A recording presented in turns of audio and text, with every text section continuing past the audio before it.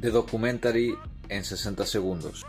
Ok, para que non coñeza a The Game é un MC de Compton, igual que a peña de NWA e a peña que empezou o rollo do hip hop gangsta en a costa oeste.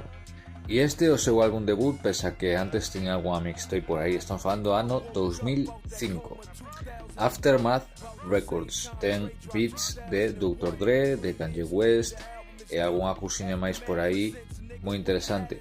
Aquí The Game formaba parte dese colectivo que se chamou G-Unit, no que estaba, me parece que Tony Yayo, 50 Cent, ese rollo. Este disco foi doble platino e a verdade é que é un disco que está, para min, moi pouco valorado, probablemente porque non é dos 90, pero a nivel letras e de producción é un disco increíble e que sempre